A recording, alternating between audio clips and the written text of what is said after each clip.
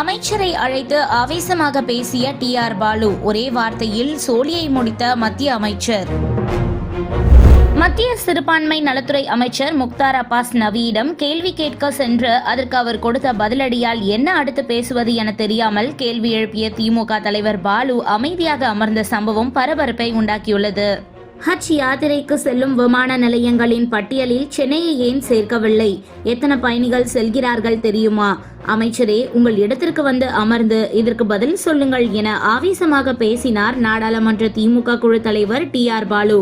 மேலும் பேசியவர், சென்னை விமான நிலையம் ஹஜ் பயண பட்டியலில் நீக்கப்பட்ட காரணத்தால் தமிழகம், புதுச்சேரி, அந்தமான் நிக்கோபார் தீவுகள், தென் ஆந்திர பிரதேசம் ஆகிய இடங்களில் இருந்து ஹஜ் யாத்திரைக்கு செல்வோர் கொச்சிக்கு செல்ல வேண்டிய நிலை ஏற்பட்டுள்ளது என்றார். இதற்கு பதிலளித்த அமைச்சர் முக்தார் அப்பாஸ் நவி, சவுதி அரேபியாவுக்கு புனித பயணம் செல்ல வேண்டும் என்றால் முதலில் அந்நாட்டு விதித்துள்ள கட்டுப்பாடுகளை முறையாக பின்பற்றியாக வேண்டும். இது ஒன்று என்றால் முதலில் சென்னை விமான நிலையத்தையும் ஹஜ் யாத்திரைக்கு புறப்படும் விமான நிலையங்களின் பட்டியலில் சேர்க்க வேண்டும் என்று தமிழக அரசிடம் இருந்து எங்கள் அமைச்சகத்துக்கு எந்த கோரிக்கையும் வரவில்லை. இப்போது இங்கு பேசுவதை அமைச்சகத்திடம் முறையிட்டிருக்கலாம். இது தொடர்பாக மதுரை தொகுதி எம்பி வெங்கடேசனிடம் இருந்து கோரிக்கை வந்தது. அதற்கு அன்றே தகுந்த பதிலளிக்கப்பட்டுவிட்டது. மேலும் கடந்த அக்டோபர் 22ஆம் தேதி தில்லியில் நடைபெற்ற ஹஜ் யாத்திரை மறுஆய்வு கூட்டத்தில் சவுதி அரேபியா நாடுக்கான இந்திய தூதர் உள்ளிட்ட வெளியுறவுத்துறை முக்கிய அதிகாரிகள் பங்கேற்றனர்.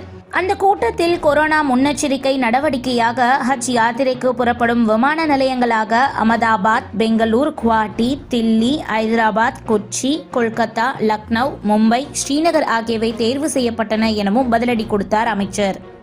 அதாவது எதை எங்கு செய்ய வேண்டுமோ அதை தவிர்த்துவிட்டு நாடாளுமன்றத்தில் அனைத்தும் முடிவு செய்யப்பட்ட பின்பு பேசி எந்த பயனும் இல்லை என ஒரே போடாக போட்டுவிட்டார் அமைச்சர். இந்த வீடியோ காட்சிகள் இணையத்தில் வைரலாகி வருகின்றன.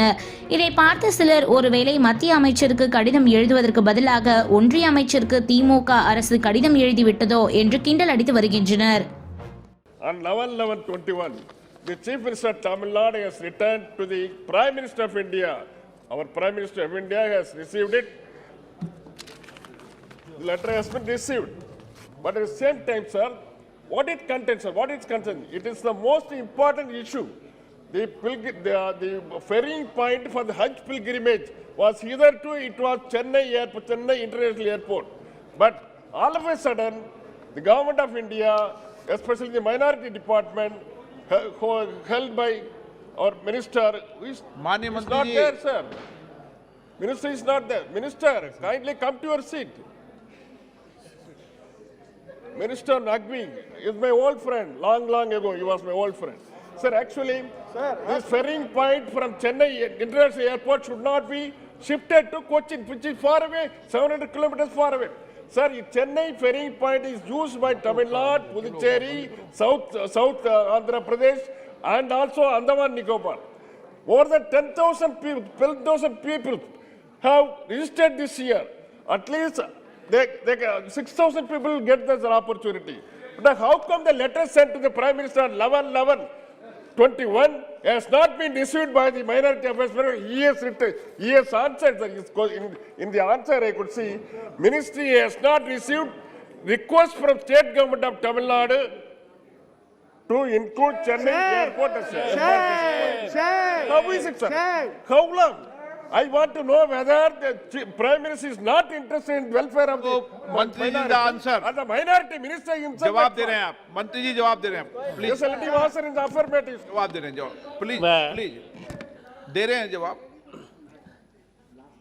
आदरणीय स्पीकर साहब, प्लीज सीटेड. माननीय बालू जी, जो कि हम लोग बहुत दिनों से एक दूसरे को जानते हैं और बहुत ही काबिल व्यक्ति हैं, मैं उनको जानकारी देना चाहता हूं और उनको जानकारी होगी भी कि इस पैंडेमिक पीरियड में पिछले 2 वर्षों से हज यात्रा नहीं हुई और इसी मोदी जी के शासनकाल में ही आपको भी मालूम होगा कि सबसे ज़्यादा जो हज यात्रियों का कोटा है भारत का, वो इसी कार्यकाल में बढ़ा है. यानी कि हिंदुस्तान जो है इंडोनेशिया के बाद सबसे ज़्यादा हज यात्रियों को भेजता है.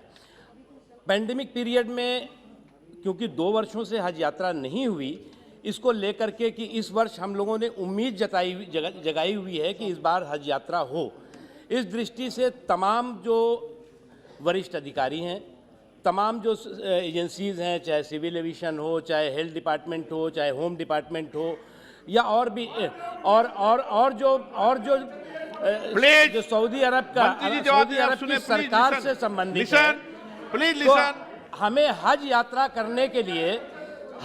करने के लिए हमें सऊदी अरब जाना है, और इसलिए जो भी प्रोटोकॉल है उनकी सरकार का और उस देश का, उनकी सरकार का और उस देश का, उसे हमें पालन करना ही होगा।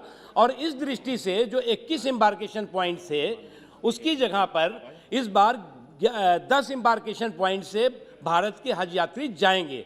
इसका मतलब ये नहीं है, इसका मतलब ये हम जो पैंडेमिक प्रोटोकॉल है उसके सम्मान में हमने किया है और उसके अनुपालन में किया है, और हमारी इच्छा है कि हिंदुस्तान के सभी हज यात्री हज यात्रा पर जाएं। असाउद्दीन ओवैसी जी, आप कुछ बोलना चाहते थे? ओवैसी जी, இதுபோன்ற முக்கிய நிகழ்வுகள், அரசியல் தகவல்களை ஆழமாக மாறுபட்ட கோணத்திலும் அறிந்து கொள்ள மறக்காமல் உங்கள் TNS24 டிஜிட்டல் பக்கத்தை பின்பற்றிக் கொள்ளவும். உங்கள் ஒவ்வொரு ஆதரவும் இதுபோன்ற பல நிகழ்வுகளின் பின்னணியை அறிய உதவும்.